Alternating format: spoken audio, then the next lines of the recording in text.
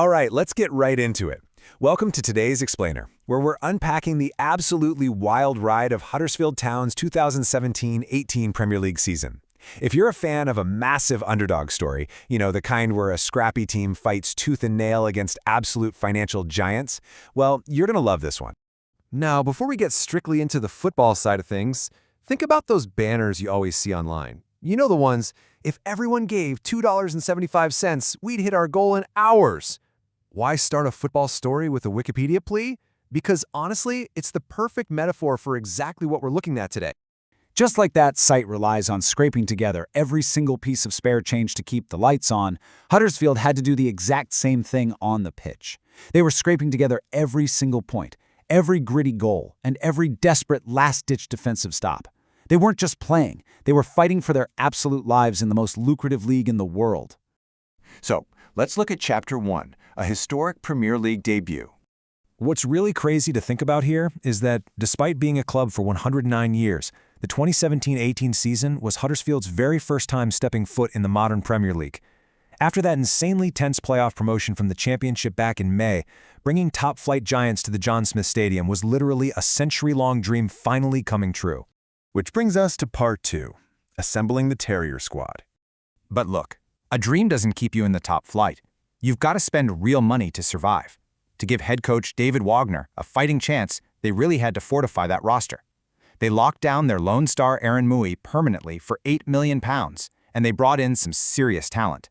Guys like Matthias Jorgensen for $3.5 million, plus Tom Ince to inject some much-needed attacking flair. But the real statement?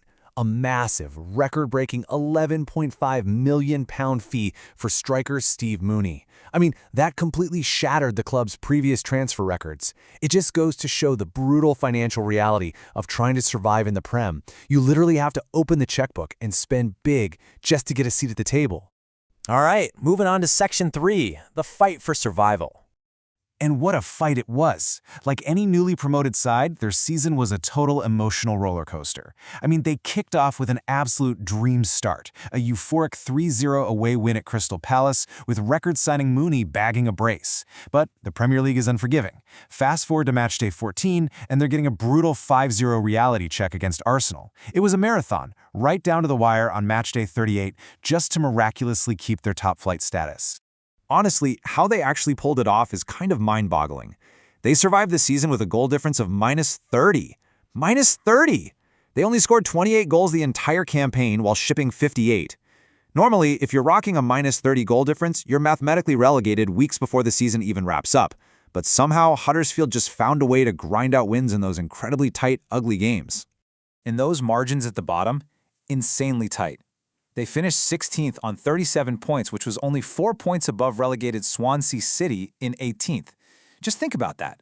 1 or 2 bad bounces of the ball over a grueling 38-game season, and this whole fairy tale ends in immediate heartbreak. They were surviving on an absolute razor's edge. This leads us perfectly into Section 4, Heroes of the Season. Because you definitely don't survive margins like that without some massive individual performances. Up top, Steve Mooney really justified that massive price tag we talked about, leading the pack with 9 goals.